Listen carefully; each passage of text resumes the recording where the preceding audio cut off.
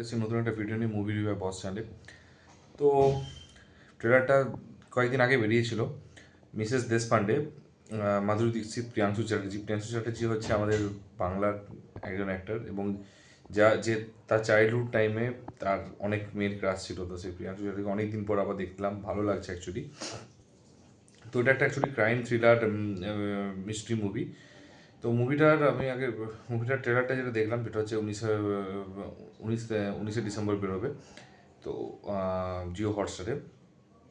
তো এটা অ্যাকচুয়ালি এই মুহূর্তে আমি তার আগে একটা কথা বলে দিই, এই মুহূর্তে হচ্ছে দেখতে পাচ্ছি মানে স্পেশাল ইউটিউব স্পেশাল বা যেগুলো রয়েছে তাদের বেশিরভাগই দেখতে পাচ্ছি হরর মুভি রাখছে, পুরোটাই হররে চলে আসছে। আবার ঠিক অপোজিটে হচ্ছে যেগুলো নর্মাল টাইম হচ্ছে সেগুলো, মানে যেগুলো হচ্ছে এমনি কোনো অ্যাক্টার অ্যাক্ট্রেসকে দিয়ে হচ্ছে, সেগুলো বেশিরভাগ দিচ্ছে ক্রাইম সাসপেক্ট থ্রিলার মুভি হচ্ছে, মিস্ট্রি থ্রিলার হচ্ছে। তো বেসিক্যালি একটা খুন, এবং খুনটাকে হচ্ছে সাসপেক্ট কীভাবে খুনের হাত থেকে, মানে খুনিকে খুঁজে বার করার প্ল্যান হচ্ছে, এবং কেন খুন হচ্ছে এবং কী কারণে খুন হচ্ছে সেগুলো সমস্ত কিছুই হচ্ছে। সেগুলো সমস্ত কিছুই মানে অ্যাকচুয়ালি বেসিক্যালি মানে সমস্ত কিছু যেগুলো সেগুলো হচ্ছে দেখাচ্ছে, সেগুলো নিয়ে মুভিটা বানাচ্ছে। তো জিনিসটা অ্যাকচুয়ালি এক্স্যাক্টলি আমি বলতে চাই যে এগুলো কেন হচ্ছে, তার মিস্ট্রির কারণটা, মিস্ট্রিয়াস কেন মুভিগুলো এগুলো হচ্ছে, ওয়েব সিরিজগুলো। কারণ এগুলোর বেসিক্যালি বাজেটটা তুলনামূলক কম, ঠিক আছে, এবং খুব সারাউন্ডিংস খুব কম লোককে নিয়ে হচ্ছে। কারণ একজন পুলিশ, একজন ভিলেন, এবং পুলিশের সাথে যে থাকে সে, এবং ভিলেনের সাথে ফ্যামিলি কয়েকজন, 3-4জন মিলে হয়। তো 7-8জন কাস্ট নিয়ে হচ্ছে, এবং এগুলো স্টোরিটা অনেকটা সুবিধা কেন হয়, কারণ এত পরিমাণ আমাদের মিস্ট্রি রয়েছে, যে ফেলুদা হোক বা ব্যোমকেশ বক্সী হোক, বা হচ্ছে মিতিন, যেটা বাংলায় মিতিন মাসির ক্ষেত্রে হোক, কিংবা হচ্ছে শার্লক হোমস হোক, এদের যে খুনের যে জিনিসগুলোকে সবগুলোকে মিক্স করে একটা ভালো করে সিনেমা মানে রাইট করাই যায়, এবং সেটাকেই অ্যাকচুয়ালি ফোকাস করেছে। এবং বাজেট কম হয়েছে এর জন্য, এবং মিউজিক বিশাল ম্যাটার করে না, পুরোটা কীভাবে কেসটাকে সামলায় এবং তার সাথে কীভাবে স্ক্রিন প্লেতে নিয়ে যায়, মানে সেটার উপর ডিপেন্ড করছে অ্যাকচুয়ালি এইগুলোর স্টোরিগুলো। তো এই জন্য কী হচ্ছে, এখন জেনারেলি যদি কেউ দেখে থাকে, এখন বেশিরভাগ ক্ষেত্রেই কিন্তু এই টাইপের কোর্টরুম, মানে ক্রাইম আলটিমেটলি খুন, এবং তারপর তার মিস্ট্রি সলভ করার জন্য কখনো কোর্টরুম ড্রামা হচ্ছে, কখনো ডিটেকটিভকে ডাকা হচ্ছে। তো এইগুলো নিয়ে অ্যাকচুয়ালি সিনেমাটা হচ্ছে। তো এবার অনেকটা বলা হলো, এবার ট্রেলারের ব্যাপারটা আমি বলি। ট্রেলার হচ্ছে মাধুরী দীক্ষিত হচ্ছে, সে ভর্তি আছে জেলে, বাট কয়েদি হিসাবে, বাট তারপরেও হচ্ছে খুনগুলো চলছে, এবং মাধুরী দীক্ষিতকেই পুরো কপি করছে।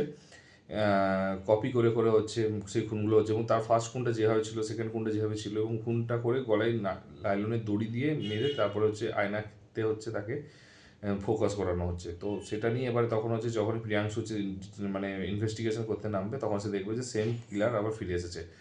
তো তখন মাধুরী দীক্ষিতের কাছে যাবে, এবং সে বলে আমি তো এখানে ভর্তি আছি, তার মানে আমি নয়, অন্য কেউ করছে।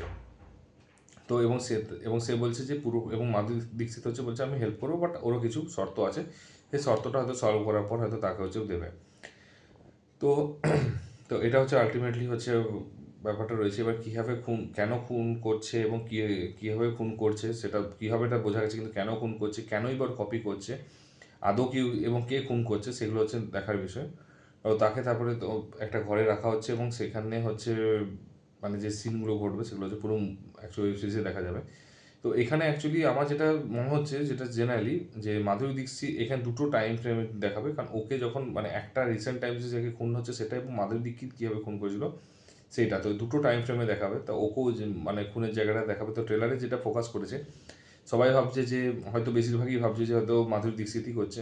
তো ওখানে ওরা কী করছে, সেই জন্য ট্রেলারের মধ্যে মাধুরী দীক্ষিতকে খুনেরগুলো দেখা যায়, কারণ মাধুরী দীক্ষিত কিন্তু কপি হচ্ছে, তাহলে মাধুরী দীক্ষিতের খুনগুলো দেখালেই যে রিসেন্ট যে সাসপেক্ট তাকে হচ্ছে বোঝানো যাবে, ঠিক আছে। তো সেইভাবেই অ্যাকচুয়ালি এই জন্য মাধুরী দীক্ষিতকে এরা দেখাচ্ছে যে খুন করছে, বাট খুন অন্য কেউ করছে। তো ওই জন্য মাধুরী দীক্ষিতের খুনগুলো দেখিয়ে মানে কনভিন্স করার চেষ্টা করছে, but every knows that she is not a killer, okay. তো সেটা জাস্ট সাসপেন্স থ্রিলার মুভিতে, যেটা ওয়েব সিরিজে যেটা বিখ্যাত জায়গাটা থাকে, তো সেটা অ্যাকচুয়ালি করার চেষ্টা করছে। তো আমার সত্যি কথা বলতে কি ভালো লাগলো, ট্রেলার কাটিংটা খুব সুন্দর লেগেছে, ইন্টারেস্টিং লেগেছে, এবং যে অ্যাক্টরের পারফরমেন্সগুলো বা মাধুরী দীক্ষিত, মানে অ্যাকচুয়ালি যদি মানে আমাদের সময়কার যে অ্যাক্ট্রেসগুলো আছে তার মধ্যে আমাদের সবারই প্রিয় অ্যাক্ট্রেসই হচ্ছে মাধুরী দীক্ষিত, ঠিক আছে। তো অনেকদিন পর স্ক্রিনে এসছে, এবং সেটা খুব ভালো লাগছে। তো এবং খুব এক্সাইটেড লাগছে, এবং অ্যাক্টিং নিয়ে তো কোনো কথা হবে না, তো অ্যাক্টিং নিয়েও খুব সুন্দর, এবং ট্রেলার কাটিং হয়েছে, এবং মিউজিকটা কিন্তু ব্যাকগ্রাউন্ডে কন্টিনিউসলি সাইমেন্টেনিয়াসলি সেম টোনে বাজছে, সেটাও কিন্তু খুব সুন্দর লেগেছে। তো এবং সিনেমাটোগ্রাফিও ভালো লেগেছে। তো আশা করা যেতে পারে ট্রেলারটা টান টান উত্তেজনা রেখেছে এবং যথেষ্ট সাসপেন্স থ্রিলার রেখেছে, যথেষ্ট হাইপ ক্রিয়েট করেছে এবং আই থিঙ্ক যেহেতু ছুটির টাইমে তখন আসবে, তো ভালো রকমই চলবে ওয়েব সিরিজ, মানে এই ওয়েব সিরিজটা। তো আমি এক্সাইটেড আছি, আর যেদিন বেরোবে তারপর ডেফিনেটলি আমি রিভিউ করবো। তো তোমরা যদি দেখে থাকো কীরকম লেগেছে সেটা বলো, আর যদি না দেখে থাকো কাইন্ডলি গিয়ে দেখে এসো। আর হচ্ছে যদি ভিডিওটা ভালো লাগে একটু বন্ধুদের লাইক কমেন্ট শেয়ার করো, আর যদি চ্যানেল নতুন হয় একটু সাবস্ক্রাইব করে দিও। তো দেখা হচ্ছে পরের ভিডিওতে, ভালো থেকো, take care, tata, bye by.